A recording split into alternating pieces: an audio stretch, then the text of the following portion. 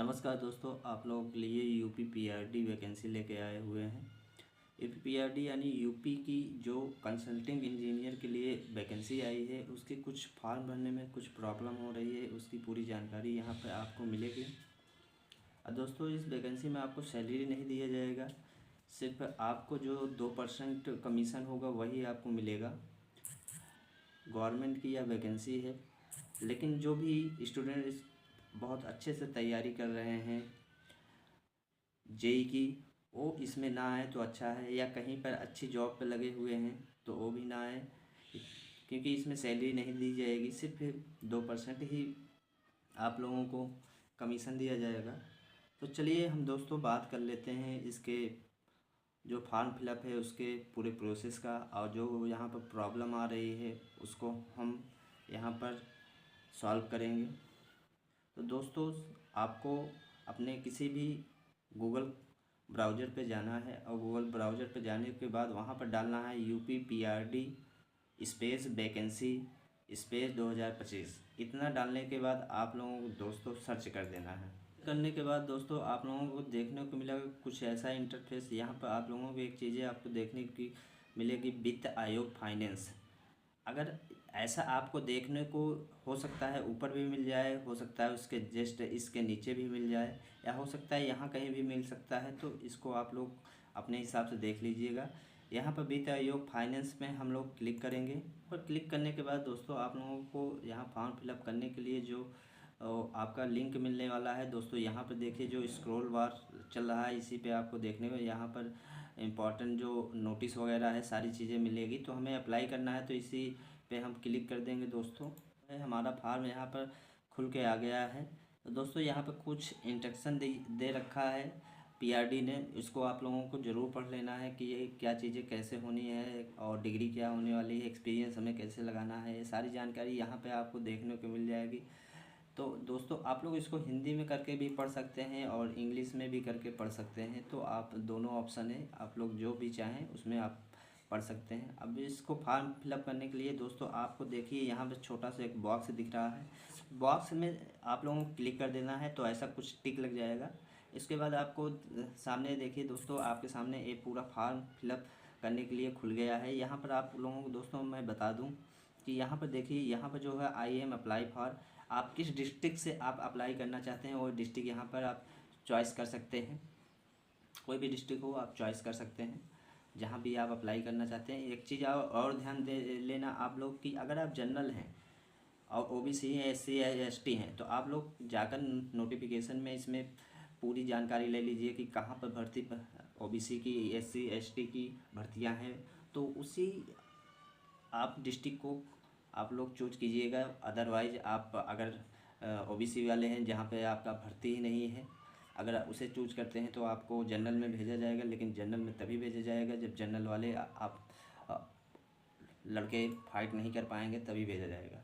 तो दोस्तों यहाँ पर देखिए, यहाँ पे एक चूज फाइल करके यहाँ पर आप लोगों को अपलोड करना है डोमिसाइल सर्टिफिकेट। डोमिसाइल सर्टिफिकेट क्या होता है, या एक निवास प्रमाण पत्र होता है हिंदी में इसको जो बोलते हैं।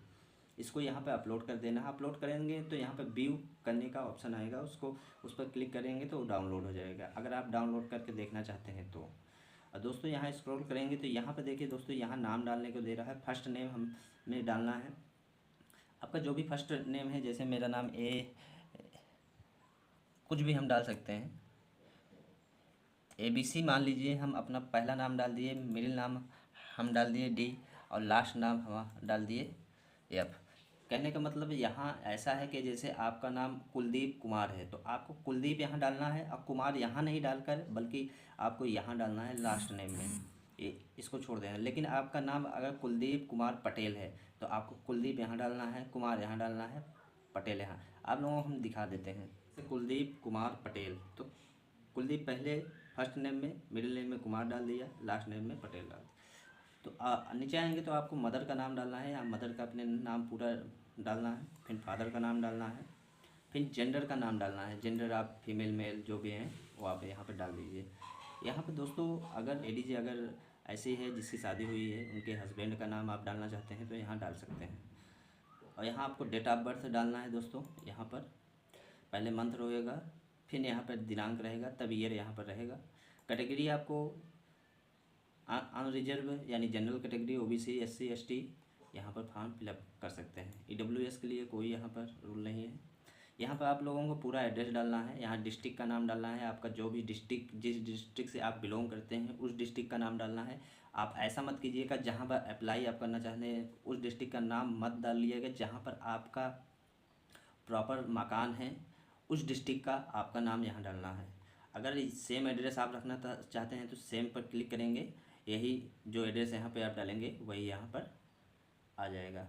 और उसके बाद आप लोगों को दोस्तों यहाँ पे आधार नंबर डालना है और यहाँ पे ईमेल आईडी डालना है।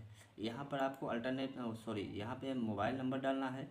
फिर यहाँ पर दोस्तों अल्टरनेट नंबर डालना है। अल्टरनेट नंबर मतलब आप जो मोबाइल नंबर डाल रहे हैं उसके अलावा आपके घर में या आपके पास जो भी मोबाइल चलाता है उसका नंबर डालना है। उसके बाद यहाँ पे आधार फाइल को अपलोड करना है।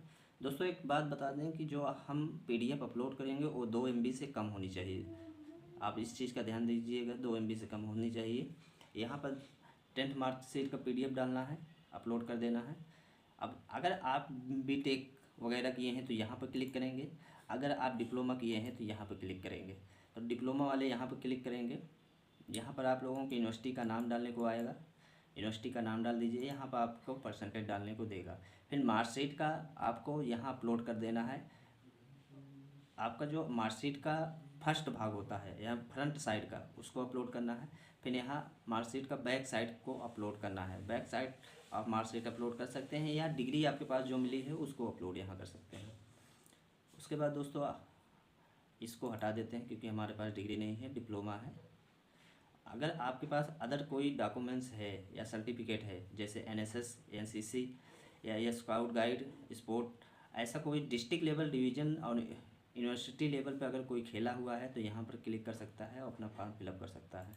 अगर क्लिक करेगा तो यहाँ पर आपको जो भी सर्टिफिकेट मिले है उसको अपलोड करने को देगा। अगर आपके पास NCC है, स्टेट लेवल या अबव स्पोर्ट्स सर्टिफिकेट है तो आप यहाँ क्लिक कीजिए, यहाँ पर आप उस सर्टिफिकेट को अपलोड कीजिए। अगर आप O लेवल किए हैं, NI, ELIT अगर आप किए हैं, कंप्यूटर कोर्स कोई भी आप किए हैं जिसका सर्टिफिकेट आपके पास है अगर 1 साल के अंदर, तो आप यहाँ क्लिक कीजिए और यहाँ पर उसका PDF अपलोड कर दीजिए। अब दोस्तों यहाँ पर जिस लिए मैं ये वीडियो बनाया हूँ उसके बारे में आपको थोड़ी सी जानकारी दे देते हैं। जैसे दोस्तों यहाँ पर ऐड वर्क पे हम आते हैं। यहाँ पर दोस्तों आपको कुछ सेक्टर देगा जैसे गवर्नमेंट, PSU और प्राइवेट। गवर्नमेंट तो आप लोग जानते हैं, PUC पब्लिक सर्विस यूनिटी होता है और प्राइवेट तो प्राइवेट होता है। तो आप लोगों का जो भी आपके पास सर्टिफिकेट है उस हिसाब से यहाँ पर फिलअप कर देना है। और यहाँ पर दोस्तों आप लोगों को कंपनी का नाम डालना है। जैसे मैंने यहाँ PSU का मेरे पास सर्टिफिकेट मैं बनवाया हूँ, यहाँ पर कंपनी का नाम मैं डाल देता हूँ कुछ भी। और उसके बाद यहाँ पर दोस्तों मैं क्या साइट पे काम किया हूँ,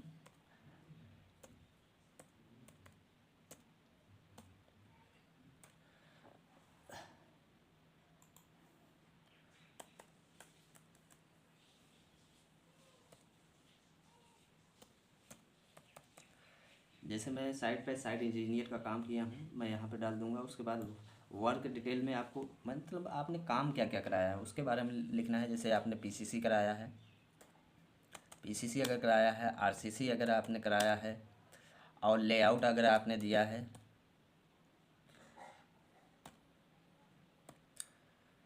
ऐसे मतलब अगर आप क्लाइंट बिल भी अगर बिलिंग का भी आप काम किए हैं तो आप यहाँ पे मेंशन कर सकते हैं। और एक चीज़ का यहाँ ध्यान देना है, अगर आप करंटली में जॉब कर रहे हैं और उससे पहले भी आपके पास कोई सर्टिफिकेट है तो दोस्तों उस सर्टिफिकेट को बाद में लगाइएगा जो आपके पास है, लेकिन जो करंट का आपका यहाँ पर आप बनवाए हुए हैं एक्सपीरियंस सर्टिफिकेट उसको पहले लगाइएगा। अगर हम मान लेते हैं जैसे पहले का हम लगा देते हैं, यहाँ जैसे यहाँ पर हम पहले का लगा देते हैं,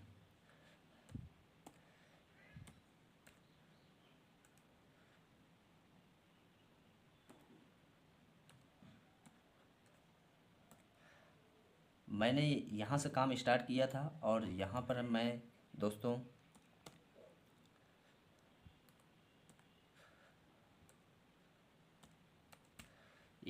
मैंने काम ख़त्म किया है और यहाँ पर अपलोड कर देंगे जो भी फाइल होगी हमारी उसको अपलोड कर देंगे। उसके बाद दोस्तों अगर हमें दूसरा सर्टिफिकेट लगाना है तो मैं अभी जो भी सर्टिफिकेट पहले बनवाया हूँ अभी नया, मैं उसका कंपनी का नाम मान लेते हैं, डाल देते हैं। अगर हम साइट इंजीनियर है या मैनेजर हैं या जो भी है, हम उसको यहाँ पर डाल देंगे। उसके बाद वर्क का नाम डाल देंगे जो भी हमने वर्क कराया है। उसके बाद दोस्तों यहाँ पर एक चीज़ ध्यान दीजिएगा, यहाँ पर जैसे हम यहाँ पर मंथ उसका डालेंगे,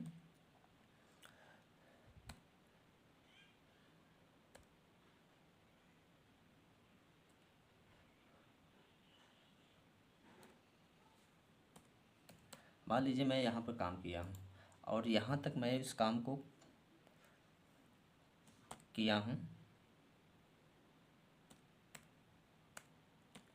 मेरा जो करंट में काम है यहाँ तक किया हूँ। और यहाँ पर दोस्तों